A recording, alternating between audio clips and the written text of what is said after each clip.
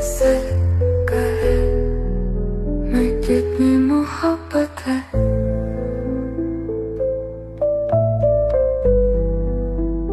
कितनी मोहब्बत है।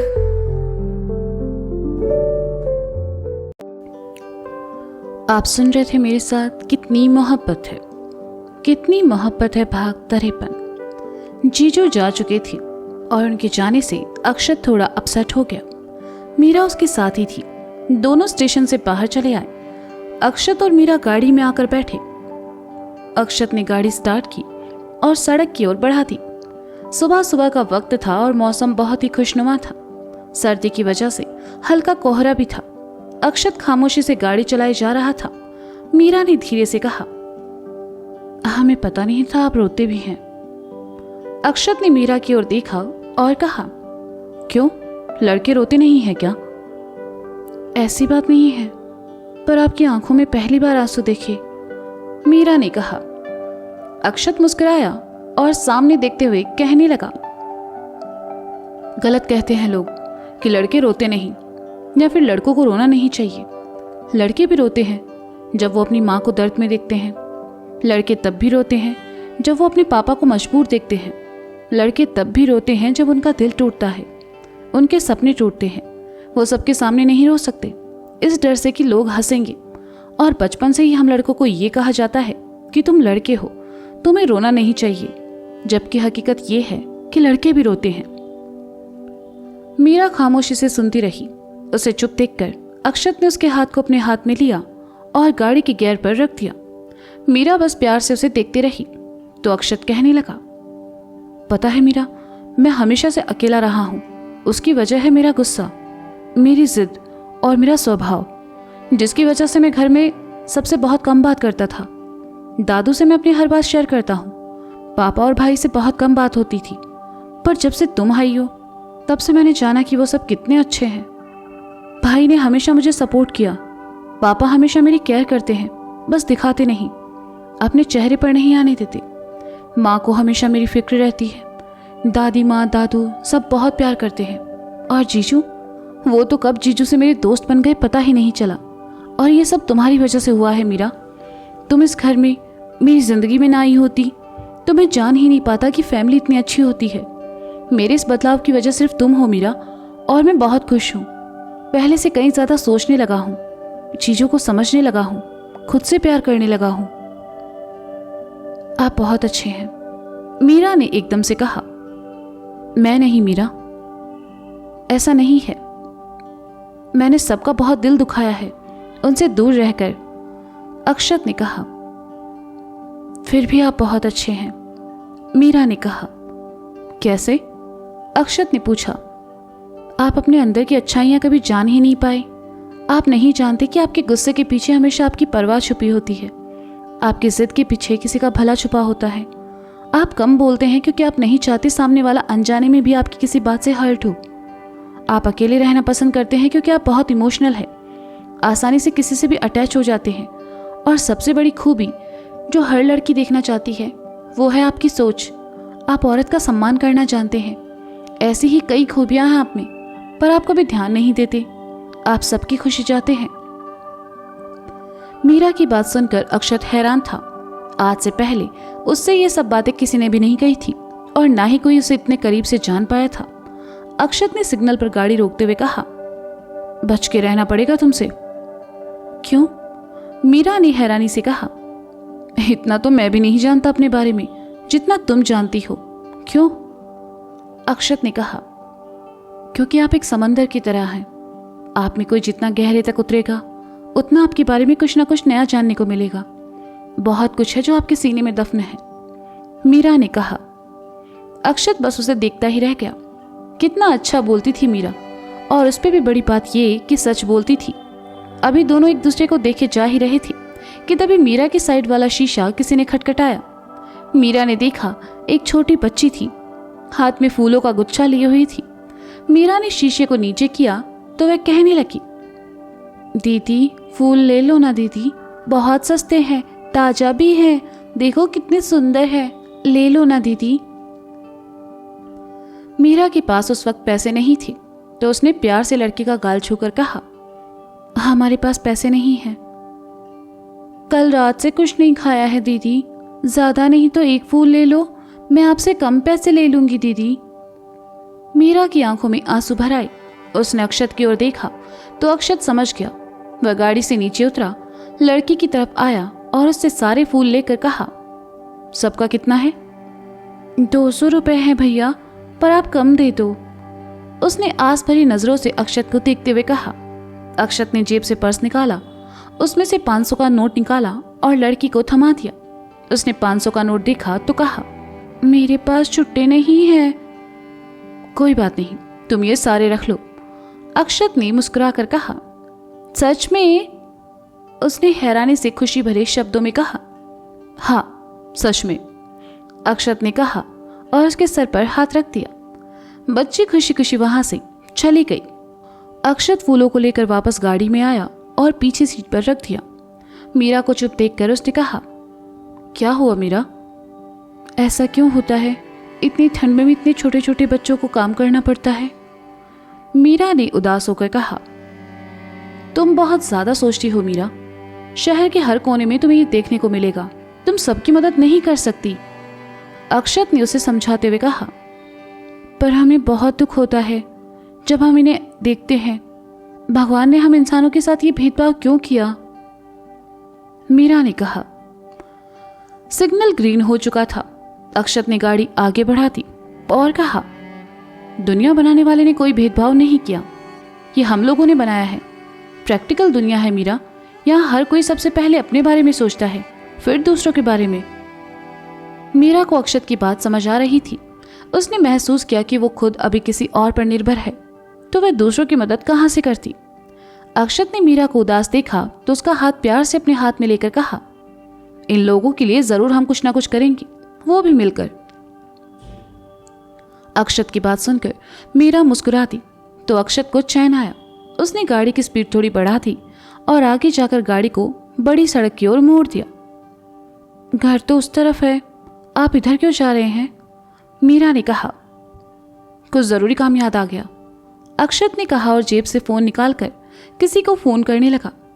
कुछ देर बाद ही दोनों एक ऑफिस के सामने पहुंचे और नीचे उतरकर अंदर आए।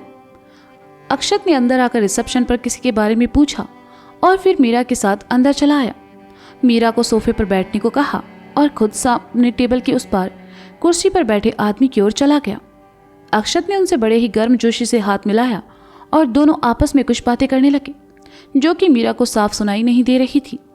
वह सोफे पर बैठी पास ही रखे एक्वेरियम को देखने लगी, जिसमें सुनहरी मछलियां तैर रही थी।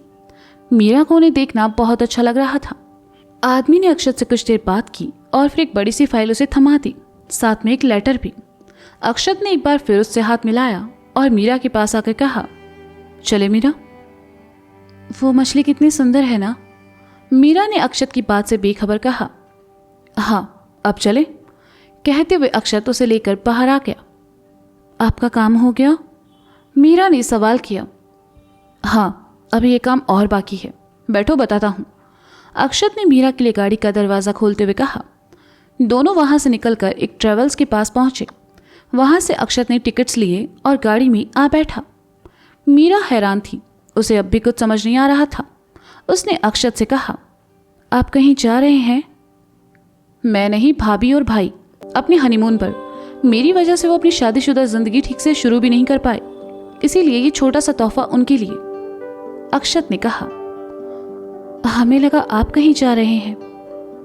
मीरा ने कहा, तुम्हें छोड़कर कहाँ जाऊंगा? शादी के बाद हम भी चलेंगे। बताओ कहाँ जाना चाहोगी? गोवा, मनाली, लद्दाख, कश्मीर, कहाँ? अक्षत ने कहा, बनारस। मीरा ने आंखों में चमक भरकर कहा, बनारस? तुम ना दादू की तरह बोरिंग हो। अक्षत ने कहा और गाड़ी स्टार्ट कर वहां से निकल गया। आप कभी बनारस गए हैं? मीरा ने सवाल किया। नहीं, और मुझे जाना भी नहीं है। अक्षत ने कहा, एक बार जाकर देखिए, आपको वापस आने का मन नहीं करेगा वहां से। वहां के मंदिर, वहां के घाट, पूजा, आरती, वहां का शंखनाद, सब बहुत अच्छा है। वहां की सुबह में अलग सुकून है और शाम में अलग नशा। महादेव की नगरी है वो, उससे खूबसूरत जगह हमने आज तक नहीं देखी, ना सुनी है। मीरा ने कहा। शादी के बाद मेरी लाइफ बहुत बोरिंग होने वाली है, अक्षत ने कहा। वो क्यों? मीरा ने मासूमियत से कहा। मुझे इतनी धार्मिक वाइफ जो मिलने वाली है, अक्षत ने मीरा को ताना मारते हुए कहा। मीरा ने सुना तो उसका मुंह बन गया और वह दूसरी ओर देखने लगी। अक्षत को हंसी आ रही थी, लेकिन वो अपनी हंसी कंट्रोल करके बैठा था। दोनों घर पहुंचे। मीरा ने दरवाजा खोलने की कोशिश की, लेकिन उससे खुला नहीं, तो अक्षत ने खोलने के लिए हाथ बढ़ाया और उस वक्त दोनों एक दूसरे के बहुत करीब थे। धड़कनें फिर एक लय में धड़क रही थी। मीरा अक्षत की आंखों में देखती रही और वो उसकी आंखों में। अक्षत ने खुद को संभाला और लॉक खोल दिया। मीरा नीचे उतरी और अक्षत भी। उसने गाड़ी से वो फाइल, टिकट्स, लिफाफा और फूलों का गुच्छा लिया और मीरा के साथ अंदर आ गया। फाइल और लिफाफा उसने रघु को देकर अपने कमरे में रखकर आने को कहा। विजय दादू के साथ ऑफिस गए हुए थे और अर्जुन जाने की तैयारी कर रहा था। जैसे ही वह अपना बैग लेकर आया, अक्षत ने रोकते हुए उसके कंधे से बैग उतारा और टिकट्स उसकी ओर बढ़ा दिए। अर्जुन ने देखा तो कहा, ये सब क्या है? मेरी तरफ से आपकी और भाभी के लिए छोटा सा गिफ्ट, अक्षत ने कहा। अर्जुन ने टिकट्स देखे और कहा, छोटा सा तोहफा? ये मनाली का 1 हफ्ते का पैकेज है, अर्जुन ने कहा। हाँ तो आप और भाभी शादी के बाद बाहर नहीं गए। माना कि आप थोड़े कंजूस हो, लेकिन भाभी का मन तो होगा ना, अक्षत ने अर्जुन को छेड़ते हुए कहा। लेकिन ये सब, अर्जुन ने कहना चाहा तो अक्षत ने आगे बढ़कर उसे गले लगाते हुए कहा, भाई मैं जानता हूं मेरी वजह से बीते दिनों घर में काफी तनाव रहा है, लेकिन आपने और भाभी ने अपनी खुशियां भूलकर मेरा साथ दिया, मेरे लिए खड़े रहे। अब मेरा इतना तो फर्ज बनता है ना कि आप दोनों के लिए कुछ खास कर जाऊं। ये 1 हफ्ते का हनीमून पैकेज है। Go and start your married life. वो सब तो ठीक है, लेकिन पापा को क्या कहूंगा? और 1 हफ्ते के लिए ऑफिस से छुट्टी, ऑलरेडी इतना काम पेंडिंग पड़ा है वहां, अर्जुन ने कहा। डोंट वरी, आपकी जगह ऑफिस में चला जाऊंगा, अक्षत ने जैसे ही कहा। डाइनिंग के पास काम करती राधा, नीता, पूजा घर में बैठी दादी माँ और अर्जुन एक साथ बोले, क्या तुम? उनका रिएक्शन देखकर अक्षत ने कहा, सो व्हाट, मैं क्यों नहीं जा सकता? जब तक भाई बाहर रहेगा 1 हफ्ते पापा के साथ ऑफिस में चला जाऊंगा। वैसे भी मेरा रिजल्ट आने में अभी टाइम है। अक्षत ने नीता को अपने पास बुलाया और कहा, भाभी आप जाकर अपना और भाई का बैग पैक करो और आज शाम को ही निकलना है आप दोनों को। नीता तो इस सरप्राइज से बहुत खुश थी। वह जाने लगी तो अक्षत ने कहा, अरे भाभी सुनो। हाँ, नीता पलटी तो अक्षत ने फूलों का गुच्छा उसकी ओर बढ़ाकर कहा, ये आपके लिए। थैंक यू, नीता ने कहा और वहां से चली गई।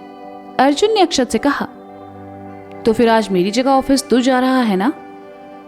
आज तो मैं आराम करने वाला हूं, कल से चला जाऊंगा पक्का, कहते हुए अक्षत अर्जुन का बैग अपने साथ ले गया। पीछे खड़े अर्जुन ने राधा के पास आकर कहा, ये कभी नहीं सुधरेगा माँ, लेकिन मैं खुश हूं कि ये अब हम सबको समझने लगा है।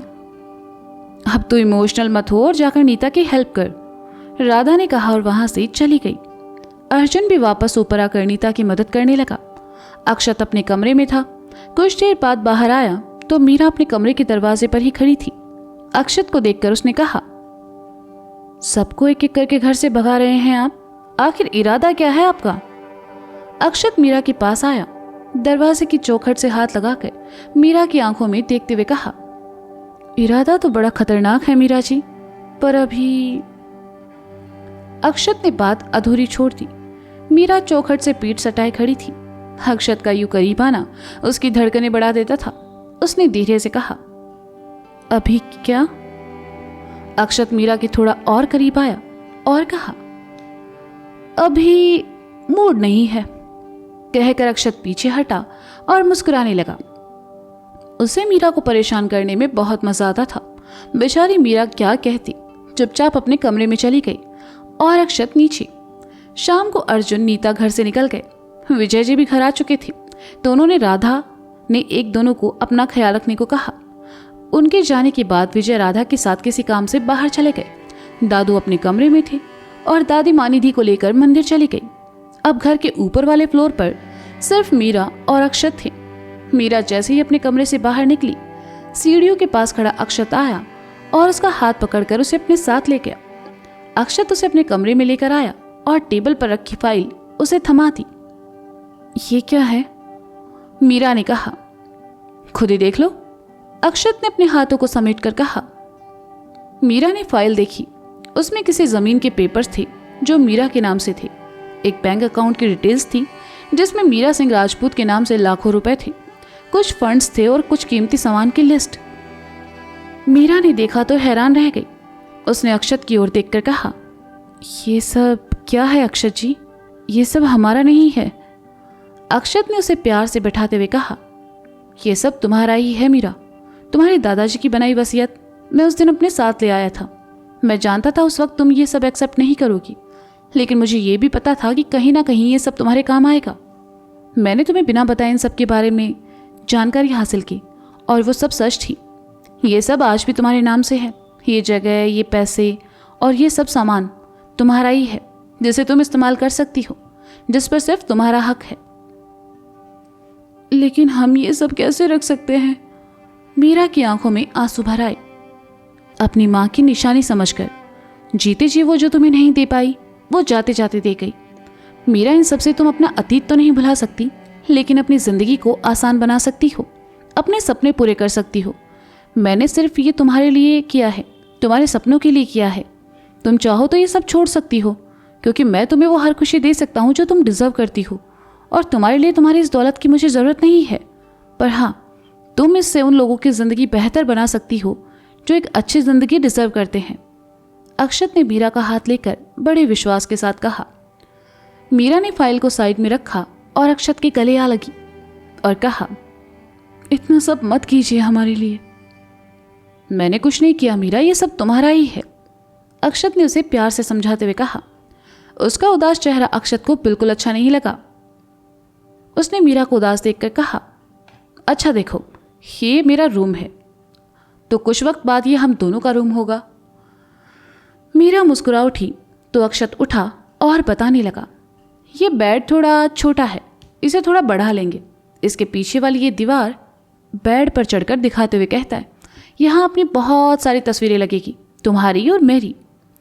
वह बेड से नीचे उतरता है और शीशे की ओर आकर कहता है, यहाँ राइट वाली साइड पर तुम अपने मेकअप का सामान रखना। वैसे तुम्हें मेकअप की जरूरत तो नहीं है, फिर भी चाहता हूँ कि काजल तो तुम लगाओ ही, और राइट साइड में इसलिए because women's are always right. Meera उसकी बातें सुनते हुए मुस्कुरा रही थी। अक्षत बोलते हुए कबर्ड के सामने आया और जैसे ही खोला, अंदर रखे सारे कपड़े बाहर आ गिरे। उसने उन्हें वापस कबर्ड में रखते हुए कहा, सॉरी, ये मेरा है, इसलिए थोड़ा फैला हुआ है, तुम ये पास वाले में अपने कपड़े रखना। घूमते हुए उसने सामने लगे पर्दे को साइड किया और खिड़की खोलते हुए कहा, यहाँ खड़ी होकर तुम मेरा इंतजार करना। इंतजार क्यों? मीरा ने कहा। अक्षत उसकी ओर आया और कहा, अरे जब मैं ऑफिस जाऊंगा और शाम को ऑफिस से वापस आऊंगा तो आते ही सबसे पहले तुम्हें ही तो देखना चाहूंगा। जब थका हारा आऊंगा, तुम्हें इंतजार करते देखूंगा तो मेरी थकान तो यूं एक पल में दूर हो जाएगी। अच्छा फिर? मीरा ने मुस्कुराते हुए कहा, फिर तुम मेरे लिए चाय बनाना, लेकिन फीकी ही, क्योंकि उसमें मैं तुम्हारे हाथों की मिठास महसूस करना चाहता हूँ। अक्षत ने कहा तो मीरा उसके इस पागलपन पर हंसने लगी।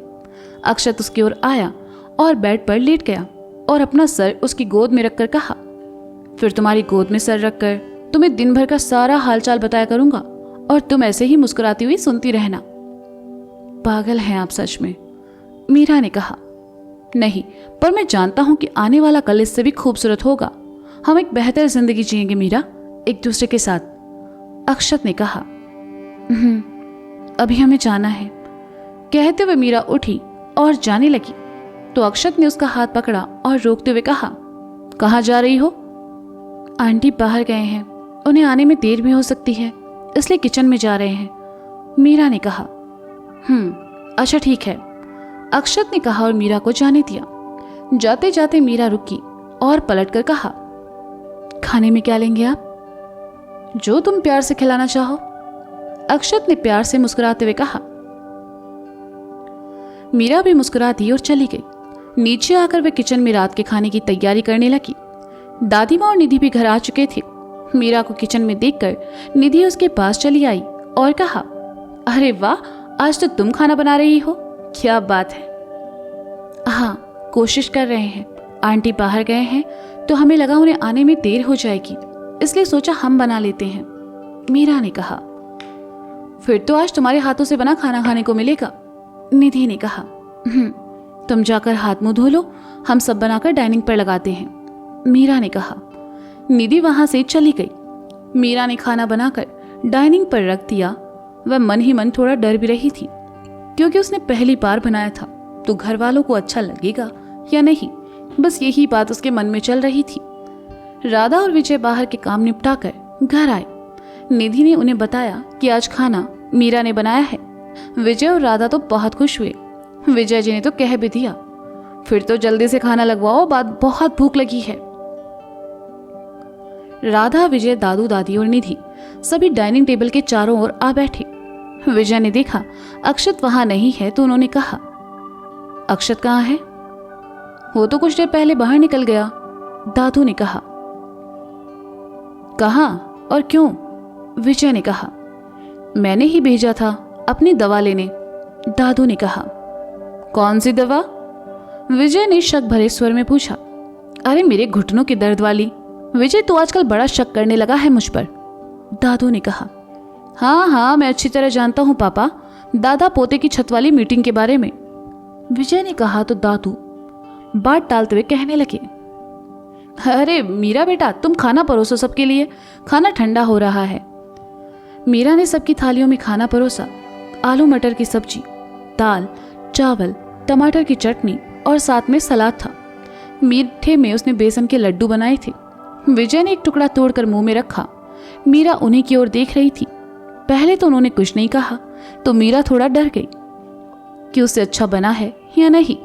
विजय ने जैसे ही दूसरा निवाला खाया, मीरा की तारीफ में कहा, वाह मीरा, तुम्हारे हाथों में तो जादू है, बहुत अच्छा बना है सब, पर तुमने ये सब कहाँ से सीखा? मीरा खुश हो गई और राधा की ओर इशारा करके कहा, हमारे गुरु ये हैं, इन्होंने ही हमें ये सब बनाना सिखाया है। क्या बात है राधा, पर सच में मीरा खाना बहुत अच्छा बना है, थोड़ी सब्जी और दो जरा, विजय ने कहा। हाँ अंकल, लीजिए ना, मीरा ने कहा। निधि ने खाया तो बोला, सो टेस्टी मीरा, मुझे तो यकीन नहीं हो रहा ये तुमने बनाया है। भाई खाना तो बहुत लाजवाब बना है, दादू ने खाते हुए कहा। हमारी मीरा तो हर काम में परफेक्ट है, दादी माँ ने कहा और मीरा को भी बैठकर साथ खाने को कहा। घर के हर सदस्य से मीरा को अपने लिए तारीफ सुनने को मिली। मीरा भी उनके साथ बैठ गई, लेकिन बार बार गेट की ओर देख रही थी, अक्षत क्यों नहीं आया, क्योंकि असली तारीफ तो उसके मुंह से सुननी थी। अक्षत तो नहीं आया, लेकिन तभी सब खाना खाकर उठ चुके थे। कुछ देर बाद अक्षत आया और दादू को उनकी दवाइयां देकर कहा, डॉक्टर ने सुबह सुबह वॉक करना बताया है आपको, फिर क्यों नहीं जाते? कल से शुरू कर दूंगा बाबा, दादू ने कहा और दवाइयां लेकर चले गए।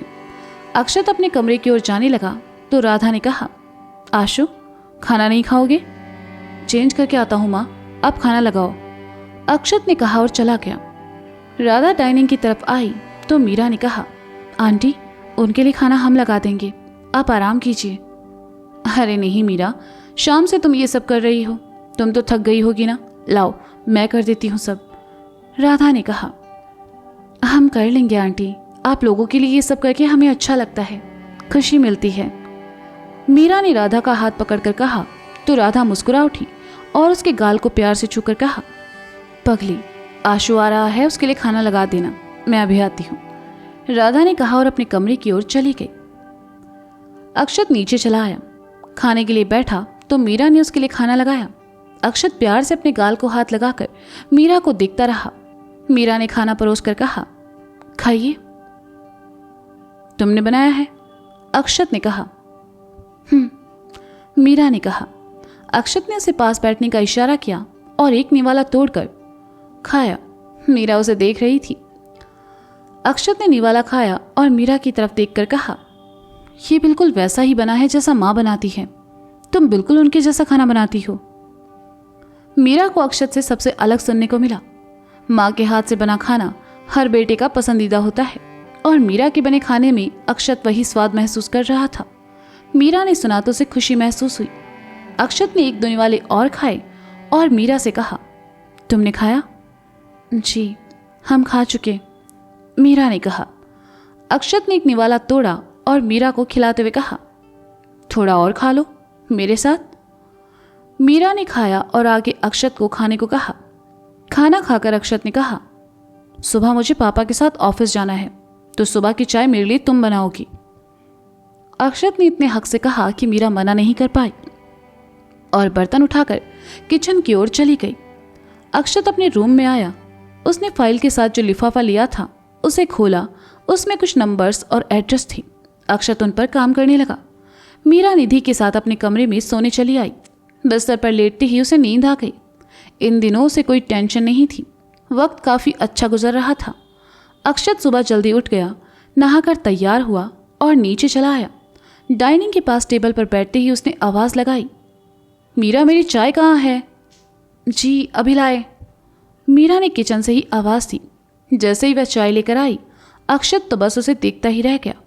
पटियाला सूट, नहाने के बाद उसने बालों को समेटकर क्लचर लगाया हुआ था। माथे पर एक छोटी काली बिंदी और गले में दुपट्टा। उसने आकर अक्षत के सामने चाय रखी और जैसे ही जाने लगी, अक्षत ने उसका हाथ पकड़कर कहा, तुम आजकल कुछ ज्यादा ही खूबसूरत नहीं लगने लगी हो मीरा। सुबह सुबह मस्ती, कहते हुए मीरा अपना हाथ छुड़ाकर चली गई। अक्षत मुस्कुरा उठा और चाय पीने लगा। कुछ देर बाद विजय जी भी चले आए। राधा ने अक्षत और विजय के लिए नाश्ता लगाया। विजय ने अक्षत को सुबह सुबह तैयार देखा तो कहने लगे, अक्षत कहीं बाहर जा रहे हो बेटा? आपके साथ ऑफिस, अक्षत ने खाते हुए कहा। क्या? विजय ने हैरानी से कहा। डोंट वरी पापा, जब तक भाई नहीं है सिर्फ तब तक, उसके बाद आपका ऑफिस आपको ही मुबारक, अक्षत ने कहा। विजय को हैरानी के साथ साथ खुशी भी हुई कि अक्षत धीरे धीरे जिम्मेदारियां समझने लगा है। विजय ने नाश्ता किया और उठते हुए कहा, ठीक है फिर तुम बाइक से आ जाना, मैं गाड़ी लेकर निकल रहा हूँ। मुझे शर्मा जी से भी मिलना है किसी मीटिंग के सिलसिले में। ठीक है पापा, अक्षत ने कहा। विजय जी चले गए। अक्षत ने नाश्ता किया, वापस अपने कमरे में आया, बैग और ज़रूरी सामान उठाया और फिर नीचे चला आया। जैसे ही वह जाने लगा, मीरा किचन से दौड़कर आई। उसके हाथ में टिफिन था। उसने गेट पर अक्षत को रोका और टिफिन देते हुए कहा, इसमें आपका लंच रखा है, खा लीजिएगा। अक्षत ने मीरा से टिफिन लिया और उसके थोड़ा करीब आकर कहा, आजकल आप मेरा बड़ा ध्यान रख रही है मीरा जी, कहीं ऐसा ना हो ऑफिस के पहले दिन ही मुझे छुट्टी लेनी पड़े। ऐसा कुछ नहीं होगा, आप जाइए, मीरा ने कहा और अंदर चली गई। अक्षत भी मुस्कुराते हुए अपनी बाइक की ओर आया और बाइक स्टार्ट कर ऑफिस के लिए निकल गया। तो दोस्तों, ये था कितनी मोहब्बत है भाग 53। इसका अगला भाग आप जल्दी सुनेंगे मेरे साथ। तब तक के लिए शुक्रिया। अगर कहानी आपको पसंद आ रही है तो इसे लाइक करें, कमेंट करें और सुनते रहें कितनी मोहब्बत है मेरे साथ। Bye bye.